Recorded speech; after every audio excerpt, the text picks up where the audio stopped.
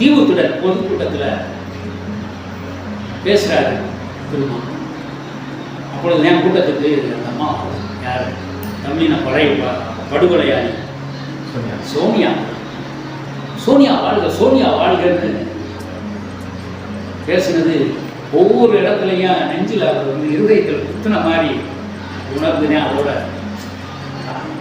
தமிழனுக்கு தண்ணி தரக்கூடாதுங்க, அதாங்க சரி, அது கன்னடக்காரனுக்கு சொந்தமானதுங்க நேரடியாக சொல்லியிருந்தா கூட சரி, நீ ஒரு கன்னட தேசிய இனத்திற்கு ஆதரவான ஆளு அப்படின்னு. கர்நாடகம் இன்றைக்குமே காவிரி நீர் மேலாண்மை வாரியத்தை மதிப்பதே இல்லை. யார் சொல்றாங்க? ஸ்டாலின் சொல்றாரு. நான் கேட்கிறேன், மயிர் கொடுக்கறதுக்காக கையை தூக்கி நின்ன கர்நாடகாவில் சிவகுமார் கையை அதிமுக தன்னுடைய பழைய வாக்குகளை தக்க வைக்கிறதுக்கு தேர்தலில் துடியா துடிக்குது. பாஜக அதிமுகவை கபடிக்கிறதுக்கு அதை விட கொஞ்சம் கூடுதலாக வாக்கு வாங்கன்னு சொல்லி திருத்தம். திமுக தன்னுடைய பழைய பதவியை தக்க வைக்கிறதுக்கு தன்னுடைய வாக்கு வங்கியை நிலைநிறுத்துவதற்கு போராட்டம். தனக்கு வாக்கு வங்கியே இல்லாட்டாலும் துணையா போய் நின்றுட்டு சிபிஎம் சிபிஐ விடுதலை சிறுத்தைகள் மற்ற கட்சியெல்லாம் முன்னாடி போயிருக்கு. தமிழர் கட்சியா வாக்கு வங்கிகள் வந்து அதிகமாகிட்டு போகுது, களத்தில் நிற்குது. தமிழ் தேசத்தினுடைய ஓர்மையையும் தமிழ் தேசத்தினுடைய வரலாறு பொக்கிஷத்தையும் வந்து பாதுகாக்கிறது வந்து சிபிஎம் சிபிஐக்கெல்லாம் வந்து பிடிக்காது. அது வந்து பேருக்குத்தான் தமிழ் அப்படின்னு பேசுதே தவிர அது உள்ளம் பூரா இந்து பஜனை கோஷ்டிகள், இந்திய பாரத மாதா பஜனை கோஷ்டிகள். அதனால நாம் தமிழர் கட்சி மிகப்பெரிய சக்தியாக வளர்ந்துடக்கூடாது. மக்கள் மனத்தில் அடுத்தடுத்து என்ன செஞ்சிடக்கூடாது, பதிவுகள் விழுந்துடக்கூடாது. 1,00,000 பேர் கைது, வள்ளலார் பெருவழியை பார்க்க 1,00,000 பேர் கைது அப்படின்னு போடையில 10 அப்புறம் போட்டாங்க. இப்போ மக்கள் கூட என்ன பண்ணாங்க, முடிஞ்சு வச்சு அடுத்த போராட்ட காலத்தில் நாங்களும் வச்சு நிற்கிறாரா, பரவாயில்லையே, அப்போ நீதான் சரியா போறாங்க அப்படின்ற ஒரு எண்ணம் மக்கள் வளர்ந்துடக்கூடாதுன்னு நினைக்கிறாங்க. ஐயா திருமாவளவன் அவங்க வந்து கர்நாடகாவில் தன்னோட பிள்ளையை பரப்புறது வந்து அங்கே உள்ள மக்களோட தேவைக்கு தகுந்த மாதிரி தான் நாங்கள் காவிரி விஷயத்தில் முடிவெடுப்போம் அப்படின்றாங்க. இங்கே தமிழ்நாட்டில் இங்கேயும் கட்சி வச்சுருக்காங்க, கர்நாடகாலையும் கட்சி வச்சுருக்காங்க. அவர் ஒரு நிலையான அவரோட நிலைப்பாடை எப்படி பார்க்குறீங்க காவிரி விவகாரத்தில்? அது நேரத்தில் திமுக அதிமுக காங்கிரஸ் எல்லாம் இருக்கின்ற போது நாங்கள் இளைஞராக இருக்கின்ற காலத்தில் புரட்சி இயக்கங்கள் நிறையா இருந்துச்சு. விடுதலை சிறுத்தைகள் அப்போ வந்து தலித் கேந்திரா இந்தியா டிபிஐ என்ற பேரில் இருந்து அதுக்கப்புறம் விடுதலை சிறுத்தைகள் இப்படி இருக்கின்ற காலத்தில் விடுதலை சிறுத்தைகள் வந்து நம்ம புரட்சி இயக்கத்தில் இருந்தாலும் விடுதலை சிறுத்தைகள் இயக்கத்திற்கு பெரிய உதவி பண்ணி அந்த கூட்டங்கள்லாம் பேசியிருக்கேன். திண்டுக்கல் நாகராசன் ஒருத்தரை கைது பண்ணுறாங்க. அவர் வந்து மக்கள் அவர் வந்து தமிழ்நாடு விடுதலைக்கான ஒரு அமைப்பு வச்சுருக்காரு, தீவிரவாதின்னு சொல்லி அவர் என்ன பண்ணுறாங்கன்னா சுட்டு கொள்கிறாங்க. அதன் தொடர்ச்சியாக வந்து திருமாவளவனை இணைச்சி என்ன செய்கிறாங்கன்னா கடத்திட்டு போகிறாங்க, கொன்றுவாங்களோ என்னமோன்ற ஒரு மிகப்பெரிய நிலைமையில் நாங்கள் அன்றைக்கு புரட்சிகரமாக பேசுகிறது, தேர்தலை புறக்கணித்து பேசுவது, தமிழ் தேசியத்தை பேசுவது, அன்றைக்கு இருந்து ஒடுக்கப்பட்ட மக்களுக்கு ஆதரவாக பேசுவதில் வந்து அவர் முன்னணியில் இருந்ததுனால நாங்கள்லாம் மதுரையில் நின்று மிகப்பெரிய போராட்டம் நடத்தோம். கோரிப்பாளையத்தில் மிகப்பெரிய ஒரு கண்டன கூட்டம், அதில் ராம்தாஸ்,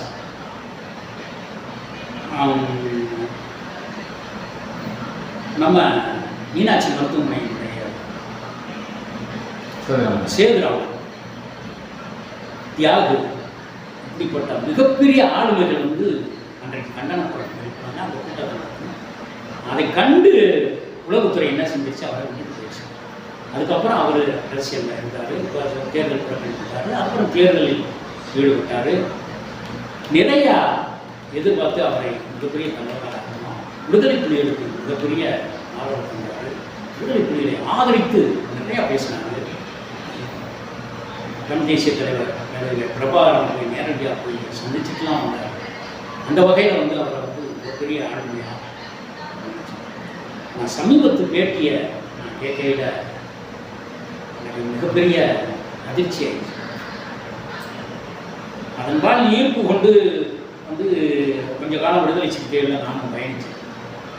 அதனுடைய சமூக நல்லிணக்க பேரவையுடைய மாநில இணைச் செயலாளர் கூட என்னை அறிவித்து சில கூட்டங்களில் பேசினேன், இருந்தேன். எப்பொழுது வெளியே வந்தேன்னா, தீவுத்திடல் பொதுக்கூட்டத்தில் பேசுகிறாரு திருமா.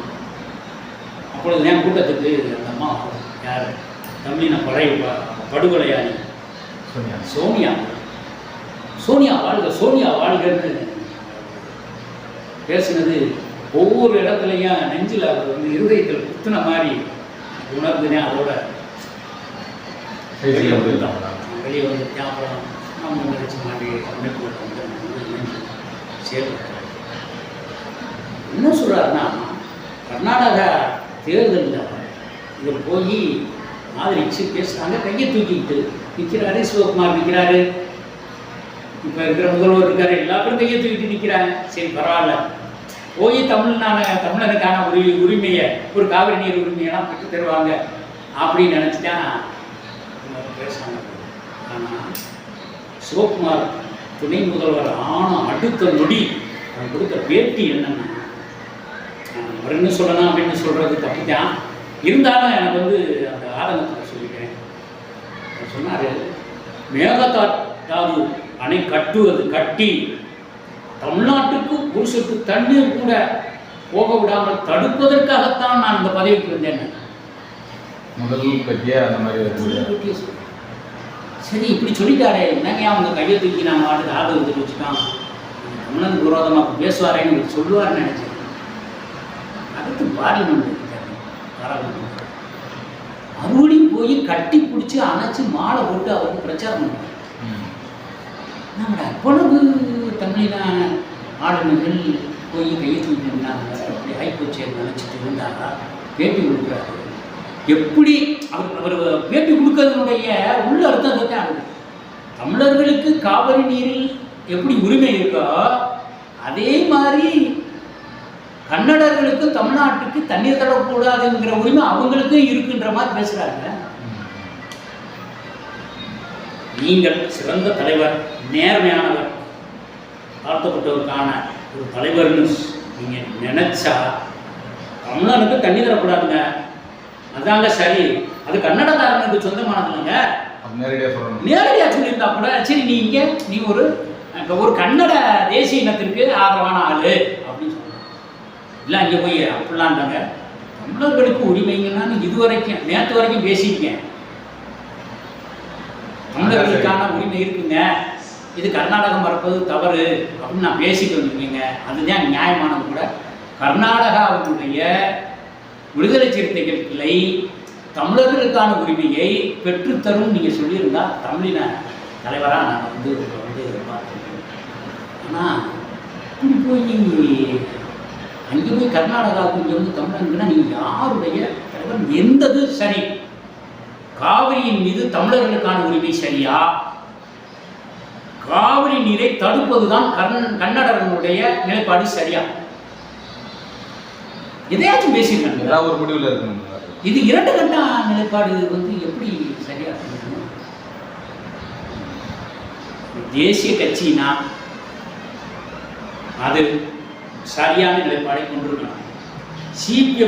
சிபிஐ மாதிரி ஒரு சந்தர்ப்பவாத கட்சியாக இருக்கக்கூடாது. சரி, அதை விடுங்க. ஒரே ஒரு கேள்வி, இந்தியா கூட்டணி தானே இருக்கு. தமிழ்நாடு இருக்கு, கர்நாடகாவும் இருக்கு, ஆந்திரா இருக்கான்னு கேட்கக்கூடாது, கேரளா இருக்கான்னு கேட்கக்கூடாது. ஏன் அப்படின்னா காங்கிரஸே வந்து கம்யூனிஸ்ட் பேசுறாரு. ராகுல் காந்தி சொல்றாரு, பாஜகவின் துணை அமைப்பு தான் காங்கிரஸ்ங்கிறாரு. இவங்க எல்லாம் சேர்த்துக்கிட்டு நம்மள சொல்றாங்க. பினராயி விஜயன் சொல்றாரு. அவர் சொல்றாரு, மத்திய உளவு படையினுடைய ஆணையின் அடிப்படையில் இருக்கு அப்படிங்கிறாரு. என்ன கொடுமையா இருக்கு. முன்னாடியே அறிவிச்சுட்டாங்க, வயநாட்டில் ராகுல் காந்தி தான் போட்டியிடுறாரு அப்படின்னு. ரெண்டாவது, வலது கம்யூனிஸ்டினுடைய பொதுச் செயலாளர் ராசாவுடைய மனைவி ஆனி ராசாவை அங்கே நிப்பாட்டிட்டு ஆனி ராசாவை வெளில வைங்க. இந்தியா கூட்டணி இருக்கியா? ராகுல் காந்தி யாரியா? கேவலமா இல்லை. கம்பத்தில் போய் நின்றுக்கிட்டு எல்லா பேரும் சேர்ந்து திமுக கூட்டணிக்கு ஆளை திரட்டிட்டு அப்படியே மேலே ஏறி ஒரு 30 கிலோமீட்டர் தூரம் தான் கும்படி பேச முடியுமா? நீ அந்த வண்டி அங்கே போகுமா? இப்படியே கையை தூக்கிட்டே அப்படியே போனா சரி, அவரை தவிர மற்றவங்க கூட கீழே இறங்குவாங்க. கொடுமை. உண்மையிலே சொல்றேன், இந்த தேர்தல் ஒரு மிகப்பெரிய பாடத்தை கற்றுக் கொடுத்துச்சு.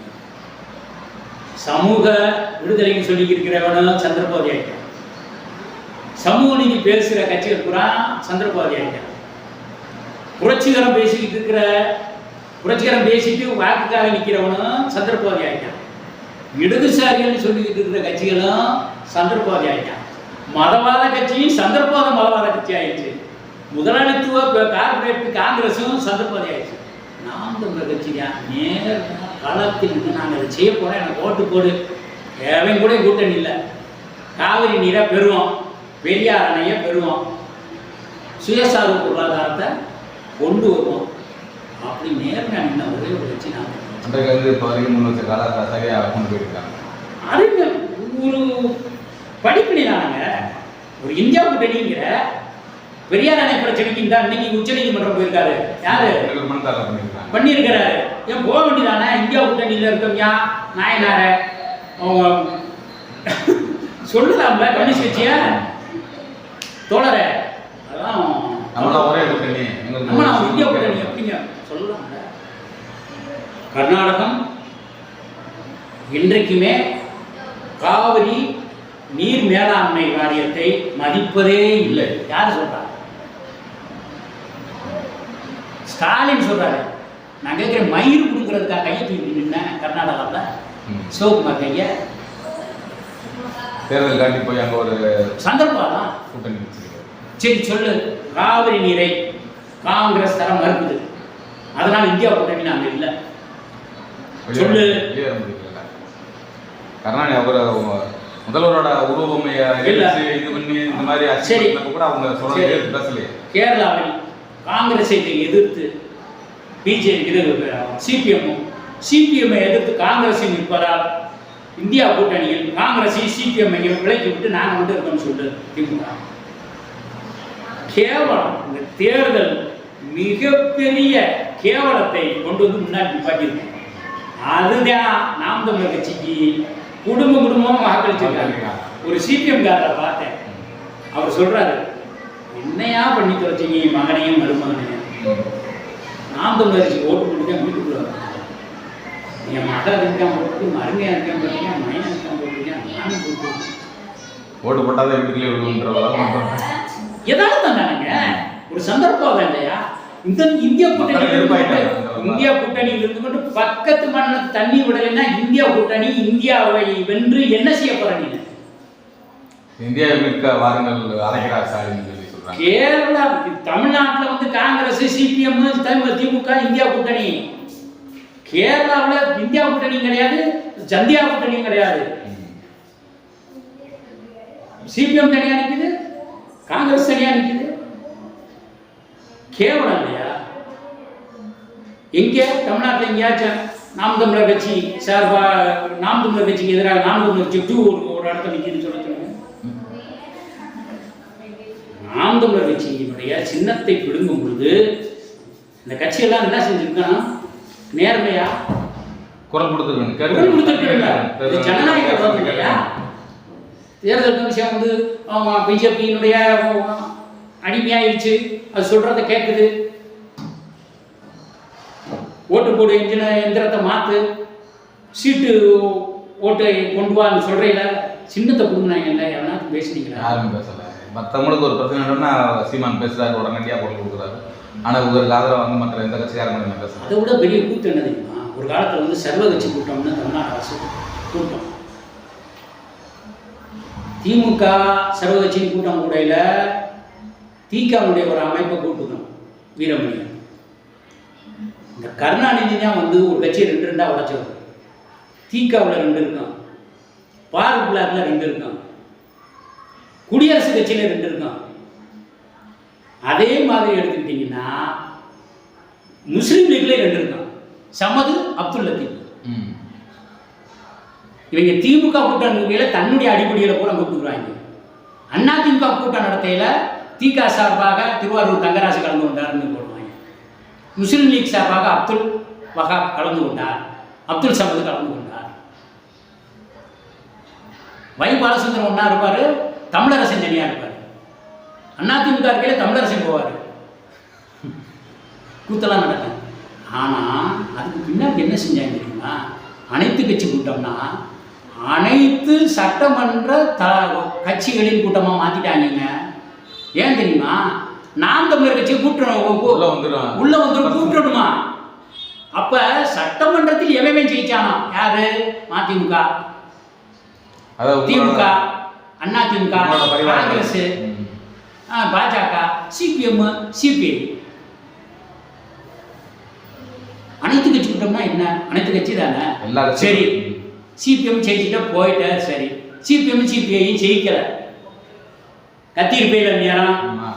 அனைத்து கட்சி கூட்டம் என்பது அனைத்து கட்சிகளுடைய கூட்டமே தவிர அனைத்து சட்டமன்ற கூட்டம் அல்ல. கடந்த காலத்தில் வரலாறை பாருங்கள், அதை பாருங்க, இதை போறங்க. பேசியிருப்பையில ஜனநாயகமாக பேசணும். நீ என்ன செஞ்சிருக்கணும்? இல்லை, அனைத்து கட்சி கூட்டம் என்பது வரலாறு நெடுக தமிழ்நாட்டில் இருக்கக்கூடிய அனைத்து கட்சிகளையும் இணைத்து போடுவதாக கூட்டம் சொல்லியிருக்கணும்ல.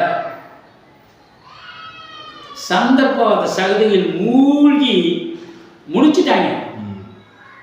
இதுல இருந்து தான் தெரியுது நமக்கு மிக தெளிவா, இந்த கட்சிகள் பூரா படு மோசமான சந்தர்ப்பவாத ஒரு பதவி சுகம் தேடும் கட்சியா மாறிடுச்சு. நாம் தமிழர் கட்சியில போட்டிருக்கிற வேட்பாளர்கள் அனைவரும் புதுமுகம் அப்படின்னு சொல்றாங்க. உண்மைதான், புதுமுகங்கள் சில பேர் இருக்காங்க.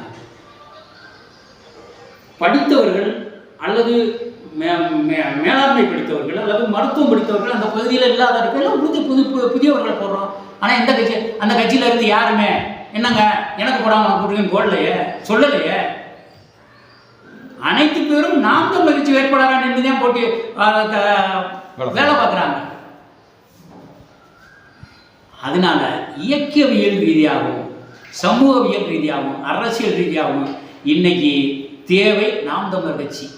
நாம் தமிழர் கட்சி போன்ற கட்சிகள், மற்ற கட்சிகள் கூட இருக்கலாம், வளரட்டும். அதில் நம்ம வந்து மாற்று கருத்தெல்லாம் சொல்லலாம். ஆனால் இதே மாதிரி இருக்கு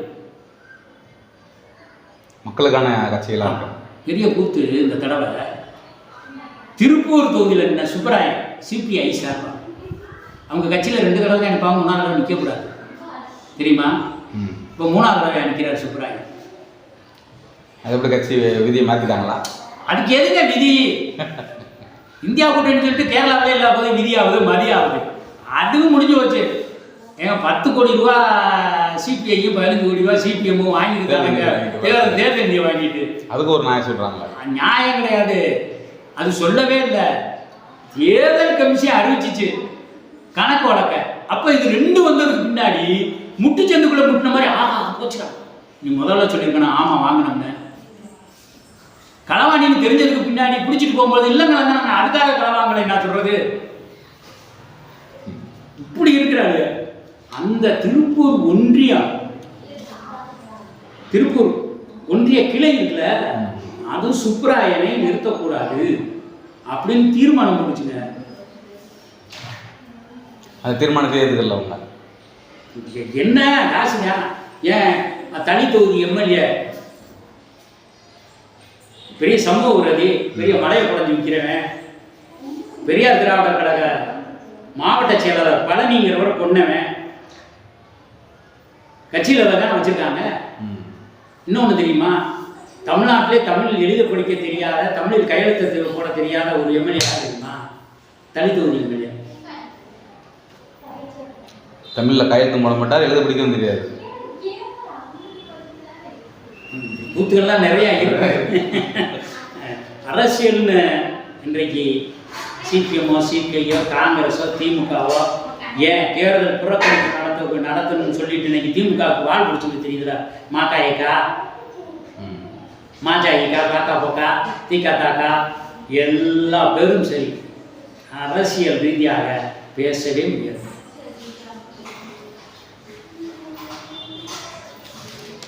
இப்போ சமீபத்தில் வள்ளலார் பெருவெளியில் வந்து நாம் தமிழர் கட்சி தலைமையில் ஒரு ஆர்ப்பாட்டம் நடத்துவதாக முடிவு பண்ணியிருந்தாங்க. இப்போ நிர்வாகிகளை பூரா வந்து வீட்டுக்கு அவர்களை வச்சுட்டாங்க. ஏன் இந்த அளவுக்கு திமுக அரசு வந்து நாம் தமிழர் கட்சிக்கு வந்து பயப்படுதா? இல்லை ஒரு செய்தி தொடர்பாளர் பகிராஜன் அவர்கள் சொன்ன மாதிரி தனக்கு நிகரான போட்டியாக நாம் தமிழர் கட்சியை கருதுதா திமுக?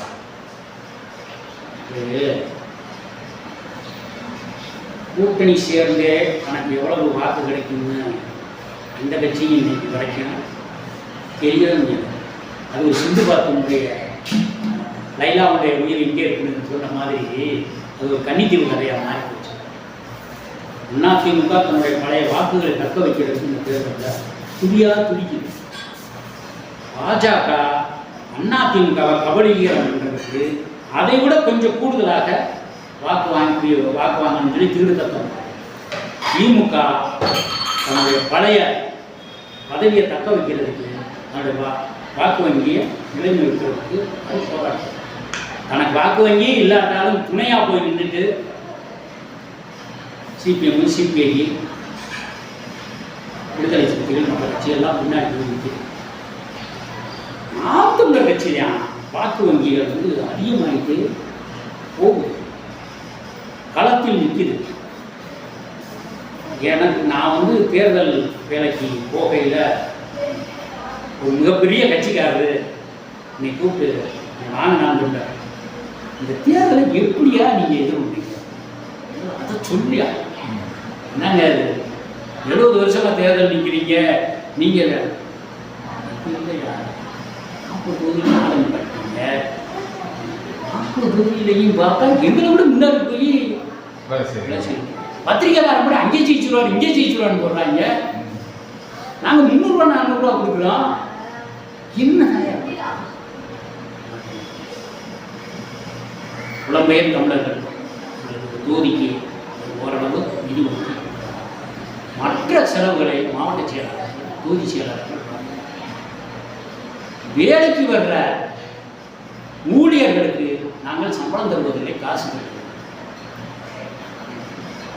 அந்த வேலை ஆட்களுக்கு நீங்கள் காசு கொடுக்குறீங்கல்ல, அதுதான் மிகப்பெரிய செலவு. பூர்த்தி ஏஜென்ட்னு போடுறீங்க, அந்த தனி நாள் கணக்கே உங்களுக்கு 2 கோடி ரூபா வந்துருக்கு செலவு. ஒரு பூர்த்தி ஏஜென்ட்டுக்கு வாக்குச்சாவடி முகவருக்கு 1000 ரூபாய் சம்பளம் கொடுக்குறீங்க. அதுக்கு முன்னாடி ஒரு வாரம் வேலை பார்க்குறதுக்கு 1000 ரூபாய் சம்பளம் கொடுக்குறீங்க. 100 வாக்குச்சாவடிக்கு ஒரு முகவரை போடுறீங்க, அவருக்கு தலைவர், அவருக்கு 5000 ரூபாய் சம்பளம் கொடுக்குறீங்க. அன்னைக்கு வேட்டி சட்டை எடுத்து கொடுக்குறீங்க, அன்னைக்கு சாப்பாடு கொடுக்குறீங்க, ஒரு குவார்ட்டு கொடுக்குறீங்க. இப்போ மதுரை தொகுதி எடுத்துக்கிட்டா 1434 வாக்குச்சாவடி, 1343 ரெண்டா பேருக்குன்னா எவ்வளோ ஆச்சு? துணை போடுறாங்க, அதுக்கு ஒரு ஆளுக்கு 1000 ரூபாய் கீழே எவ்வளோ ஆச்சு? நீங்கள் எவ்வளோ கொடுக்குறீங்க? நாங்கள் கொடுக்குறதெல்லாம் அவனுக்கு போட்டால் அவனுக்கு போட்டோம், அவன் சோறு கொடுப்போம். அதுவும் சில நேரத்தில் வந்து சீல் வச்சு முடிச்சதுக்கு பின்னாடி இதை கொடுப்போம். சீலை திறந்து பார்க்கையில் அது கெட்டு போய் கூட இருக்கும், ஏன்னா கொண்டு போய் சேர்க்க முடியும். அப்போ இவைகள்லாம் எங்களுக்கு என்ன செய்கிறது? மிச்சம்.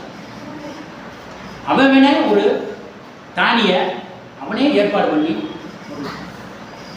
சூரட்டி கிடையாது குண்டறிக்கை கொண்டு போய் கொடுப்போம். அப்போ இவைகளெல்லாம் எங்களுக்கு மிச்சம்யா. எங்களுக்கு 5-6 லட்சம் ரூபா இருந்தால் போதும், ஒரு பார்லமெண்ட் தொகுதியை நாங்கள் வந்து பண்ணிட்டோம்.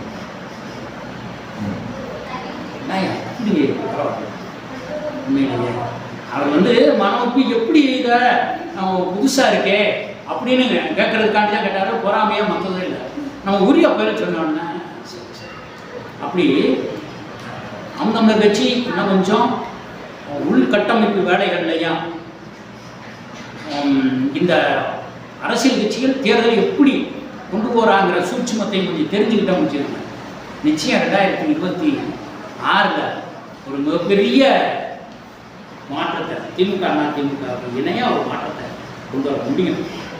அது வந்து ஏன்னா 40 தொகுதினா 40 தொகுதி வேட்பாளருடைய வேட்புமனுவை ஏற்க வைக்கிறது ஒரு விஷயம். கண்டிப்பாக அது ஒரு அண்ணன் சொன்ன மாதிரி அதே ஒரு மிகப்பெரிய வெற்றி தான். ஆமாம், அது மட்டும் இல்லை, ஒரு துணை வேட்பாளருக்கு 2 மனு, இந்து வேட்பாளருக்கு 2 மனு இவ்வளவு போடுறோம். அதை விட பெரிய விஷயம் இந்த தேர்தலில் இந்த கணக்கு கொடுக்குறது இருக்குல்ல, அதெல்லாம் நீங்கள் போனால் தெரியும். இன்னைக்கு வரைக்கும் வங்கி கணக்கில் பணத்தை போட்டு அப்படியே எடுத்து செலவு பண்ணுறது கிடையாது. இல்லை, எங்கே கேட்க ஒரு பாஜகவுடைய முகவர் என்கிட்ட சொன்னார், அண்ணே நாங்கள் வேட்புமனு தாக்கல் பண்ண அன்றைக்கே 90 லட்ச ரூபா போட்டாங்க, அதை எடுத்து செலவழிக்கிறோம். அந்த கணக்கு கொடுக்குறது எளிது.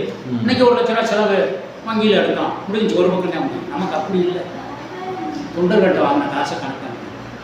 அதனால திராவிட முன்னேற்ற கழகம் அதிமுகவுக்கு தனக்கு நிகரான வளர்ச்சி வரும்னு நினைச்சாரு கிடையாது.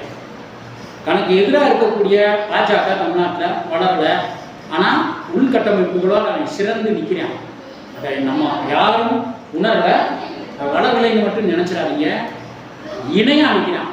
தேர்தல் பரப்புரைக்கு போகையில் திமுக அந்த வாக்குச்சாவடிக்கு பக்கத்தில் மேசை போட்டு வாக்காளர்களுக்கு எந்த பாகம் வரிசையும் கொடுக்குறாரு. அதில் 50 பேர் திமுக இருந்தால், அதிமுக 75 பேர் இருந்தால், பாஜகவில் 150 பேர் 200 பேர் அந்த அளவுக்கு ஆட்கள் திரட்டிருந்தான். வாசல் வரைக்கும் திரட்டான். அப்போ இவர்களுக்கு இணையான ஒரு முறையில் நிற்கிது. அதை அவனுக்கு அதிகார போட்டியாக பார்க்குறேன். ஆனால் நாம் தமிழர் கட்சி அப்படி இல்லை. அதிகார போட்டி மட்டும் இல்லை, இவங்களுடைய அதிகார திமுறை உச்சி குடிமை பிடிச்சி ஆட்டக்கூடிய நிலைமைக்கு வந்துருக்கு. அதனால அந்த பயன் கூட்டம் அதிகமாக கூட்டுறது. ரெண்டாவது, திமுக ஏதோ பாஜகவுக்கு எதிராக இங்கே ஆட்சி நடத்தலாம் நீங்கள் நினைக்காதீங்க. மத்திய அரசினுடைய உளவுத்துறையினுடைய கட்டுப்பட்ட அவங்க சனாதனத்திற்கு இந்து மதத்திற்கு மிகப்பெரிய ஒரு தத்துவார்த்த எதிரியாக இருந்தவர். அதை உடைக்கணும்னு நீண்ட காலமாக பயன்படுத்தி வர்றாங்க. அதனுடைய சிதைவு தான் இன்றைக்கு பெருவழியாக. இந்து மதத்திற்கு எதிராக, இந்து மதம் தோன்றுவதற்கு முன்னாலே ஆரியத்திற்கு எதிராக ஒரு கருத்தியலை சொன்னவர்கள்னு வரலாறு நீங்கள் எடுத்து பார்த்தா வள்ளலார் முன்னாடி நிற்பார். சனாதனத்துக்கு எதிராக இன்னவர் யார் அப்படின்னா அவர் தான் முன்னாடி நிற்பார். நீங்கள் இந்து மதத்துக்கு எதிராக திராவிடர் கழகம் அல்லது இன்னைக்கு இருக்கிறவங்க தான் அப்படிங்கிறதுலாம் இல்லை. நம்ம வரலாறு தொற்று இருக்கு. சித்தர்கள் இருந்தாங்க, சிவனியம் இருந்தது, அதெல்லாம் வைதிகம் உட்கொண்டுருச்சாங்க. ஒன்று கார்பரேட் ஏகாதிபத்திய பெருமுதலாளித்துவ சதிகளுக்கு பின்னால் இந்த பாஜக திமுக இருக்கு. தமிழர்களுடைய தொன்மம், அதனுடைய வரலாறு இருக்கவே கூடாது. வள்ளலாரால் திராவிட பெருமனார் சொல்லுவீங்களா? சொல்ல முடியுமா? அப்போ தமிழனுடைய தொன்மையான ஒரு வரலாற்று நாயகன் வள்ளலார். அப்போ இங்கே தமிழர்களுடைய தொன்மம் மற்றவைகளெல்லாம் என்ன செய்யறது? ஒரு தேசிய ஊர்மைக்குள் வராமல் ஒரு கலப்பட தேசியமாக தான் மாற்றணும் அப்படிங்கிறத அவங்களுடைய நோக்கம். ஒன்று. ரெண்டாவது, திமுக அதிமுகவை தவிர்த்த ஒரு மிகப்பெரிய சக்தியாக இங்கே நாம் தமிழர் கட்சி, தமிழ் தேச பேரியக்கம் மற்றவர்கள்லாம் நிற்கையில் இவங்கெல்லாம் யாருன்னு கேள்வி. இந்து மதத்தை எதிர்க்கிறார், சனாதனத்தை எதிர்க்கிறார். சனாதனத்தை இந்து மதத்தை எதிர்த்த வள்ளலார ஏன் ஆதரிக்க மாட்டேற? அங்கே போராட்டம் எது கைது பண்ணுற? மக்கள் கேட்கலாம், வள்ளலார நீ ஆதரிச்சிருக்கணும்ல. அப்போ அதுக்கு மக்களோட கோரிக்கைக்கு தகுந்த மாதிரி நடந்திருக்கணும். அப்போ இவங்களுடைய நாடகம் என்ன ஆயிரும்? வெட்ட வெளிச்சமாயிரும். சரி, ஆட்சி அதிகாரத்தில் இருக்கு திமுக. ஆட்சி அதிகாரத்தில் இல்லாதான விடுதலை சிறுத்தைகள், ஆட்சி அதிகாரத்தில் இருக்காதான சிபிஎம் சிபிஐ, இவங்கெல்லாம் அணைக்க விட முடியாது. திமுகவின் அடியாட்களாக, திமுகவின் கையாட்களாக மாறி போயிட்டாங்க. தமிழ் தேசத்தினுடைய ஓர்மையையும் தமிழ் தேசத்தினுடைய வரலாறு பொக்கிஷத்தையும் வந்து பாதுகாக்கிறது வந்து சிபிஎம் சிபிஐக்கெலாம் வந்து பிடிக்காது. அது வந்து பேருக்குத்தான் தமிழ் அப்படின்னு பேசுதே தவிர அது உள்ளம் பூரா இந்து பஜனை கோஷ்டிகள், இந்திய பாரத மாதா பஜனை கோஷ்டிகள். அதனால நாம் தமிழர் கட்சி மிகப்பெரிய சக்தியாக வளர்ந்துடக்கூடாது. மக்கள் மனத்தில் அடுத்தடுத்து என்ன செஞ்சிடக்கூடாது, பதிவுகள் விழுந்துடக்கூடாது. 1,00,000 பேர் கைது, வள்ளலார் பெருவழியை காக்க 1,00,000 பேர் கைது அப்படின்னு போடையில பத்திரிக்கை அப்புறம் போட்டாங்கல்ல. இப்போ மக்கள் பூரா என்ன பண்ணுறான், முடிஞ்சு வச்சு அடுத்த போராட்ட காலத்தில் நாமளும் வச்சு நிற்கிறாரா, பரவாயில்லையே. அப்போ நீதான் சரியா போகிறாங்க அப்படின்ற ஒரு எண்ணம் மக்கள் வளர்ந்துடக்கூடாது நினைக்கிறாங்க. ஏன்னா தேர்தலுக்கு முந்தைய கணிப்பவங்களுக்கு பூரா வந்து நாம் தமிழர் கட்சி மேலே பரிசாகும். தேர்தலுக்கு பின்னாடி உள்ள கணிப்பு இருக்குங்களா, தேர்தல் வாக்களிச்சுட்டு வந்தான் அப்படின்னா அது இவங்களுக்கு பெரிய கொலை நடுக்கத்தை ஏற்படுத்தி அதனுடைய ஒரு பகுதி தான். பாஜகவை மதவாதத்தை எதிர்க்கிறதா அந்த பெருவழி என்ன செஞ்சிருக்கணும், நீயே என்ன செஞ்சிருக்கணும், பாதுகாத்துருக்கணும். திமுக என்பது வேறு, அரசாட்சியில் இருக்கக்கூடிய பாஜகவின் ஆதரவு திமுக அரசுங்கிறது வேறு. நீங்க அதை முதல் புரிஞ்சுக்கணும். நீங்க வந்து ராசா வெளியே வந்து பேசலாம், ஆனா ராசா அரசாங்கத்தில் இருந்து பாஜகவுக்கு எதிராக என்ன செய்ய முடியாது, பேச முடியாது, இருக்க முடியாது. ஆனா நாம இருப்போம். நம்ம என்ன சொல்றோம், நாங்க இருப்போம்டா, அப்படிதான் இருப்போம். பாஜகவுக்கு எதிராக இருப்போம், தமிழ் தேசியத்தை பாதுகாக்கிறதுக்கு நாங்கள் இருக்கோம். தூக்கி எறியா எரி. மறுபடியும் யாரை தேர்ந்தெடுக்கா, மக்கள் சொன்னார். 2009 மிகப்பெரிய பேரழிவு ஈழத்தில் நடக்கும் பொழுது திமுக தன்னுடைய அரசாட்சியை அந்த காக்கலைன்னா எனக்கு பதவியே தேவையில்லையான்னு சொல்லிட்டு அவர் வெளியே வந்திருந்தா மீண்டும் மக்கள் யாருக்கு வாக்களிச்சிருப்பாங்க, திமுக தான் வாக்களிச்சிருப்பாங்க. அப்ப ஆட்சி போயிடும் நாளைக்கு சொல்றது பொய். அந்த அரசாட்சியை முடிச்சுட்டு அந்த போரை ஒரு முடிவுக்கு திமுக கொண்டு வந்திருந்தா நாம் தமிழர் கட்சி யாருக்கு ஆதரவா இருந்தாங்க, தமிழகத்துக்காண்டி இந்த அரசாட்சியை துறந்தவர்களை மீண்டும் அரசியல் கொடுங்கள் அப்படின்னு சொல்லியிருப்பான். அண்ணனே பேசியிருப்போங்க. அப்ப திமுகவுக்கு தமிழினத்தை பாதுகாக்கணும், தமிழ் தேசியத்தை பாதுகாக்கணும், தமிழ் ஈழத்தை பாதுகாக்கணும், ஈழத்தை பாதுகாக்கணும், விடுதலை புலிகளை பாதுகாக்கணும் மிக தெளிவா சொன்னான் பிரணாப் முகர்ஜி. ஒவ்வொரு நாளும் கருணாநிதியுடன் ஆலோசித்து தான் இந்த போரை நடத்தினோம். ஏன் இதை சொல்றேன் அப்படின்னா, மே மாதம் நம்ம கொலை நடுங்குது. மே 1 நம்ம பட்ட அவசர, நம்ம பட்ட காயம், நம்ம விட்ட தண்ணீர், அதெல்லாம் ஞாபகத்துக்கு வரனால அந்த மே தினத்தில் நம்ம வந்து பகிர வேண்டிய. ரெண்டாவது ஏன் சொல்றேன் அப்படின்னா, ஏமே வந்து தமிழினத்தை, தமிழ் தேசியத்தை கெடுத்தான், தமிழ் ஈழத்தை கெடுத்தான், கொன்னான் மக்களை, அந்த விடுதலை புலிகளை இல்லாத ஒழித்தான் அப்படின்னு மேடைதோறும் நம்மகிட்ட சொன்னாங்களோ மதிமுக விடுதலை சிறுத்தை சொன்னாங்களோ, போய் சோனியா காந்தியையும் ராகுல் காந்தியையும் கட்டி பிடிச்சிட்டு திரிகிற பார்க்கையில் மனசு எதுந்து இன பகையாளன் வேற இன்னைக்கு வரைக்கும் நிற்கிறோம்ல. 2009க்கு பின்னாடி இப்போ வரைக்கும் நிற்கிறோம்ல, ஒரே நிலைப்பாட்டில் இருக்கிறோம். எம்பிக்காக போய் காலில் விழுந்து கெஞ்சி கிடப்பது இந்த பதவி கேடாக. நாம் தமிழர் கட்சி மட்டும் இந்த சமூகத்தில் தமிழ் தேசியத்தில் இல்லைன்னு வச்சுக்கோங்களேன், விடுதலை புலிகள் என்ற பேரையே அழிச்சிருப்பாங்க, தமிழ் தேசியத்தில் ஒரு பிரபாகரன் பேரையும் அழிச்சிருப்பாங்க, முப்படை கட்டி ஏகாதிபத்தியத்துக்கு இணையாக இருந்த அந்த வரலாறை என்ன செஞ்சிருப்பாங்க, அடைச்சிருப்பாங்க. விடுதலை புலிகளோடு நெருங்கிய தொடர்பில் இருந்தார், மிக நெருக்கமான. காங்கிரஸ் மிகப்பெரிய துரோகத்தை செய்துவிட்டது ஈழத்திற்கு, அந்த மக்களை படுகொலை செய்துவிட்டது.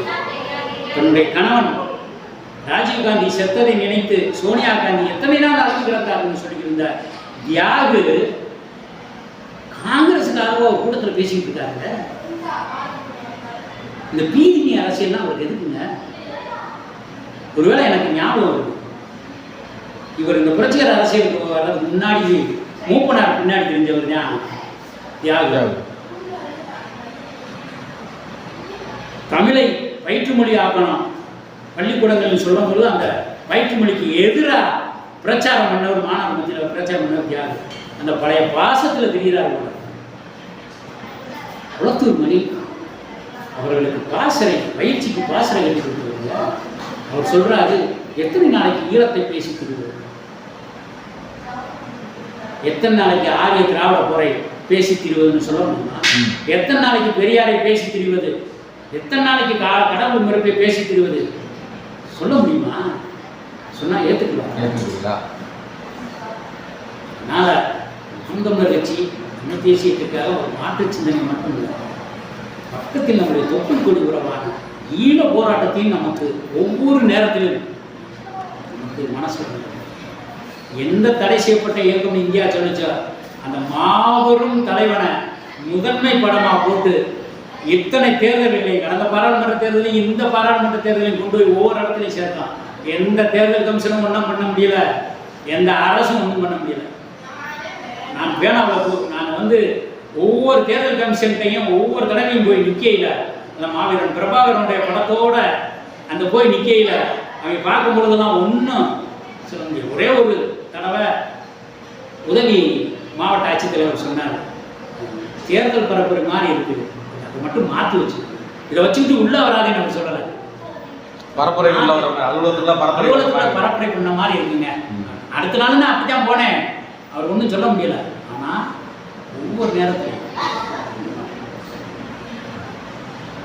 அதனால நாம் தமிழ் கட்சி மேலே நமக்கு முரண்பாடுகள் மாற்றங்கள் அதெல்லாம் தூக்கி எறிஞ்சிட்டு தமிழ் தேசிய அரசியலுக்கு ஒரு தமிழின வரலாற்றை சேர சோழ பாண்டியனுடைய வரலாறு பேசுறீல, நீ சொல்றீல, ஈழ போராட்ட வரலாற்றையும் பேசி ஆகுங்க. கண்டிப்பாக.